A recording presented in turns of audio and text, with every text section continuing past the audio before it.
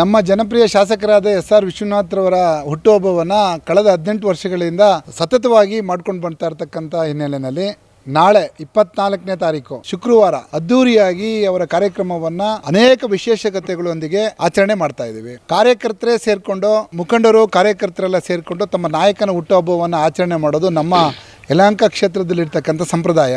ಅದೇ ರೀತಿ ಕಾರ್ಯಕರ್ತರೆಲ್ಲ ಒಂದು ಕಡೆ ಸಮ್ಮಿಲನಗೊಂಡು ಕಾರ್ಯಕರ್ತರೆಲ್ಲ ಸೇರಿಕೊಂಡು ನಾಯಕನ ಹುಟ್ಟುಹಬ್ಬದ ಒಂದು ನೆಪದಲ್ಲಿ ಕಾರ್ಯಕರ್ತರ ಒಂದು ಮತದಾರರ ಹಾಗೂ ಕಾರ್ಯಕರ್ತರ ಆರೋಗ್ಯ ತಪಾಸಣೆ ಮಾಡಿಸ್ಕೊಳ್ಳೋವಂಥದ್ದು, ಅಂಗವಿಕಲರುಗಳಿಗೆ ತ್ರಿಚಕ್ರ ವಾಹನಗಳನ್ನು ಕೊಡ್ತಕ್ಕಂಥದ್ದು, ಬಡವರಿಗೆ ಬಟ್ಟೆಗಳನ್ನು ಕೊಡ್ತಕ್ಕಂಥದ್ದು, ರೋಗಿಗಳಿಗೆ ಹಣ್ಣು ಹಂಪಲುಗಳನ್ನು ಕೊಡ್ತಕ್ಕಂಥದ್ದು. ಕಳೆದ ವರ್ಷ ದಾಖಲೆ ಪ್ರಮಾಣದಲ್ಲೇನು 1500 ಯೂನಿಟ್ ರಕ್ತದಾನ ನಡೆದಿತ್ತು ಹುಟ್ಟುಹಬ್ಬದ ಹಿನ್ನೆಲೆಯಲ್ಲಿ. ಈ ಬಾರಿ ಅದರ ದುಪ್ಪಟ್ಟು ಯೂನಿಟ್ ರಕ್ತವನ್ನು ಕಲೆಕ್ಟ್ ಮಾಡಬೇಕು ಅಂತ ಏನು ಗುರಿಯನ್ನು ಹೊಂದಿದ್ದೇವೆ. ಅದೇ ರೀತಿ ಎಲ್ಲರೂ ಸೇರಿ ಒಟ್ಟಿಗೆ ಊಟ ಮಾಡ್ತಕ್ಕಂಥದ್ದು, ನಮ್ಮ ನಾಯಕನಿಗೆ, ಕುಟುಂಬಕ್ಕೆ ಹಾಗೂ ಕ್ಷೇತ್ರದ ಮತದಾರರಿಗೆ, ಕ್ಷೇತ್ರಕ್ಕೆ ಒಳ್ಳೆಯದಾಗಲಿ ಅಂತ ಹೇಳಿ ಹರಿಸೋವಂಥದ್ದು.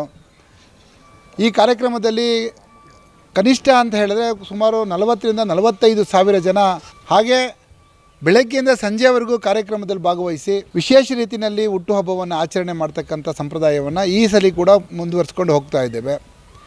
ಈ ನಿಟ್ಟಿನಲ್ಲಿ ನಾನು ಎಲ್ಲ ಜನಗಳಲ್ಲಿ, ಮತದಾರರಲ್ಲಿ, ಗಣ್ಯರಲ್ಲಿ ವಿನಂತಿ ಮಾಡ್ತೇನೆ. ನಮ್ಮ ಮಾನ್ಯ ಶಾಸಕರಾದ ಎಸ್.ಆರ್. ವಿಶ್ವನಾಥ್ರವರ ಹುಟ್ಟುಹಬ್ಬ ನಾಳೆ 24ನೇ ತಾರೀಕು ಜುಲೈ ಶುಕ್ರವಾರದಂದು ಎಲ್ಲರೂ ಕೂಡ ಬನ್ನಿ.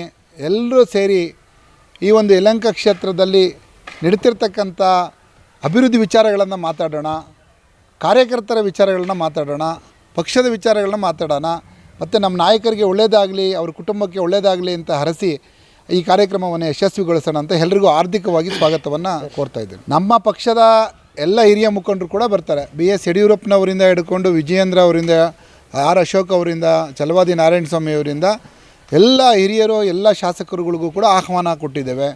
ಎಲ್ಲ MLCಗಳಿಗೂ ಆಹ್ವಾನ ಕೊಟ್ಟಿದ್ದೇವೆ. ಎಲ್ಲ ಗಣ್ಯರಿಗೆ, ಸಮಾಜದ ಎಲ್ಲ ಗಣ್ಯರಿಗೆ ಆಹ್ವಾನವನ್ನು ಕೊಟ್ಟಿದ್ದೇವೆ.